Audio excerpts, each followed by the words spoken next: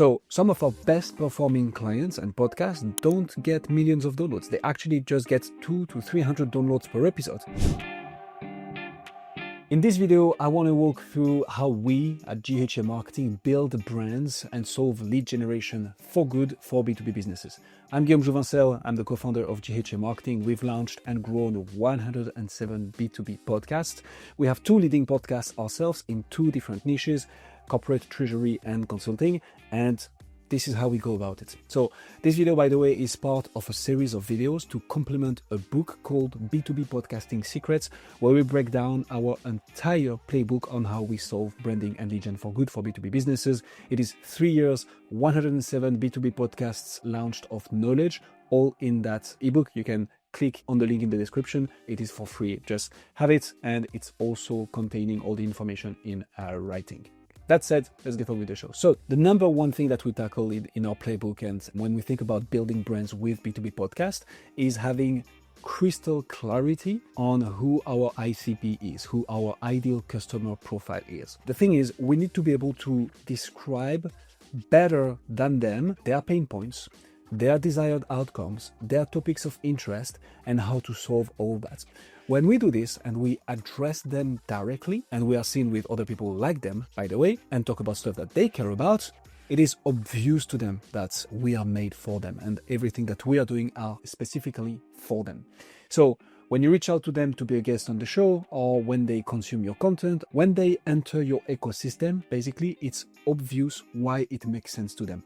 Ideal clients are drawn to you. Your brand is the lighthouse in the ocean of your industry. This is really what we want to have happen when we create a niche B2B podcast. We see the little ICP boats here. They are drawn to you because your lighthouse is obviously for them, and it just makes sense. That's the very first thing. Then there is something that we need to talk about, which is who is that target ICP, right? Because the harsh truth is most marketers, most B2B business owners, when they create content, when they enter into that game, or even in there for a long while, they either don't really think about it, right? Like the positioning, the targeting, or they want to reach as many people as possible. They are often after vanity metrics, volume, where this is not what we want to have happen with a B2B podcast. With a B2B podcast, we want clients, metrics that actually impact the business and the bottom line. So instead of leading with volume and vanity metrics, we like to lead with what makes sense for the leads.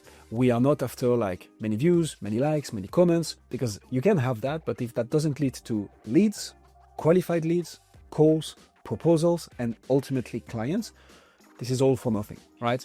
So some of our best performing clients and podcasts don't get millions of downloads. They actually just get 200 to 300 downloads per episode. But think about this. Would you rather have 200 to 300 chief financial officers with high purchasing power listening to your podcast each and every week, or millions of people reluctant to give you their email address? I choose the 300 CFOs every day of the week and twice on Sunday. And this is what we are after with the B2B podcast. So yes, you will be closing the door to a vast majority of the market out there. But then for those who enter your ecosystem, again, you're the obvious choice. By the way, once you own that niche, nothing stops you from, expanding it and going after a bigger market with the solid base that you've already created.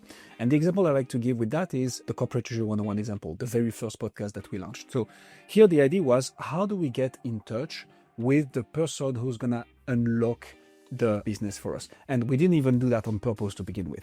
So we launched the podcast whilst we were still working corporate jobs, and I was a consultant at PwC, PricewaterhouseCoopers, a Big Four firm.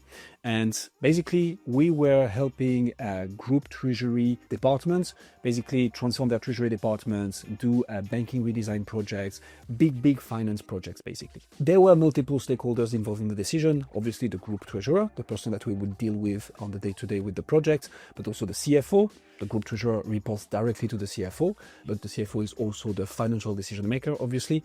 Tax, legal needed to be involved in the conversation, simply because treasury activities will have an impact on them. Procurement was obviously a department that we had to deal with, especially for the negotiations. But at the end of the day, the person that would sponsor and push for us and our project would be the group treasurer. So as long as we can get into a conversation with them, showcase authority, build trust, showcase expertise, identify some gaps. As long as we can do it with that key person, we unlock everything. And this is what we decided to do with the podcast after we understood the impact of it, because at first we started getting deals without even knowing, but there is a whole case study on the website for that. Now, what does that look like in terms of identifying your ICP? So I want to walk through what a well-defined ICP is and what a not well-defined ICP is. I've talked to about 200 B2B coaches and consultants over the last 4 months, and many of them are after ambitious, insert here the name of their target. And that's it. And it's not there is something inherently wrong with that. It's just that when you speak to a large amount of people, it's harder for this large amount of people to relate to what you talk about. Versus, okay, I'm after B2B coaches, consultants, agencies, and fractional CXOs who have at least one employee who is not a contractor, making at least $500K a year with an LTV per client, lifetime value of $40,000, has proven existing client base with testimonials and or case studies that are verifiable, and the decision maker is the founder, CEO, CMO, and managing partner. When you define an ICP like that, and you build your funnel accordingly, when you have your audience and your ICP going down that funnel, they understand that this is made for them. Not only the content is on point, but it's also like, oh, okay, they only work with people who have at least one employee and make at least $40,000 per client. This is me. Like, this makes so much sense. So you're excluding everybody that is outside of those criteria, but the very ones that are within them understand immediately the value that you can provide. So having crystal clarity on your target and the ICP is super important. How do we do this? Once we have the right ICP, right? So clear and simple beats fancy and complex every single day. And we've seen and tested it dozens of times with B2B business owners, sometimes people who came to us with already an existing podcast, but that wasn't getting the traction that they wanted. And we saw it. It is harder to generate demand when you are not crystal clear on your ICP and when the content doesn't reflect that crystal clarity.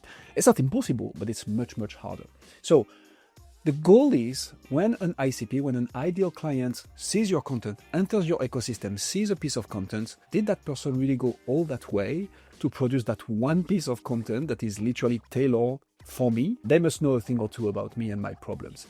That's what you want to have happen. And this is when you convert. How do we do that? Obviously, the name of the show, the visual of the show, the description of the show, and the content need to be on point.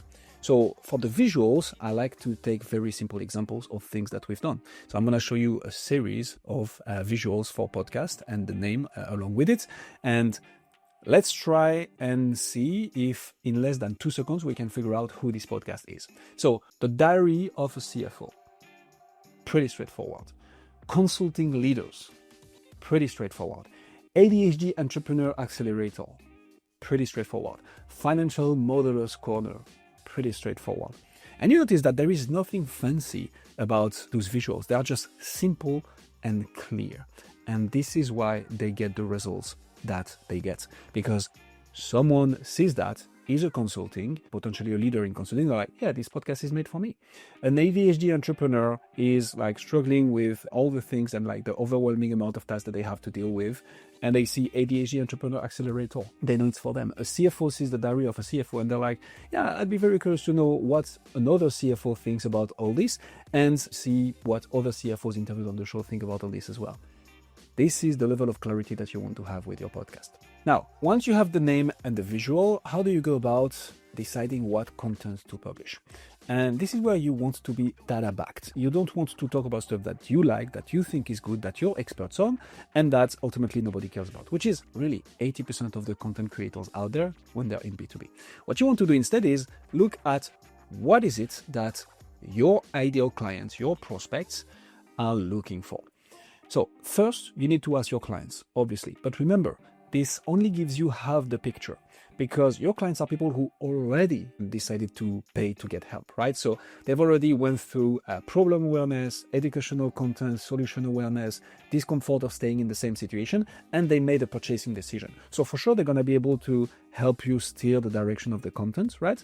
But they're not going to be able to give you the full picture. They only give you half of what happens after they've already made the decision to purchase. You want the full picture. How do you go about that? So the thing that we typically do when we start working with a B2B business owner or marketer when the company is bigger is we're going to do an in-depth content research of what is it that the ICP that we have crystal clarity on is currently looking for, is currently struggling with, and here is how to do that. So you want to look at multiple tools. First one is answerthepublic.com, right? It's a tool by NP Digital. It's almost for free or free. Like, you can understand very clearly based on certain keywords, what is it that people are looking for. Google Trends, Google Keywords Planner, social media trends, YouTube popular videos in your niches. All those are tools that are at your disposal and they are free. That can tell you what your ICPs are currently looking for. And I've talked to many people who tell me, yeah, my ICP is not like typing the type of problem that they have because they don't know they have the problem whatsoever. Fine. This is where the educational content comes into play. But for that, you need to get their attention first. And if ultimately, I'm pretty sure they are, but if they are not asking questions to answerthepublic.com, Google Trends, Google Keywords Planner, here is how you can go about this. Reddit communities, Quora forums, school communities, headlines of the most attended breakout sessions at conferences in your space. There are multiple ways you can find out what is it that your ICP is currently looking for. And when you match your expertise with this demand, with those topics, this is where the magic happens in content. And this is how you can create a lighthouse in the ocean of your industry and the obvious choice for your ICPs.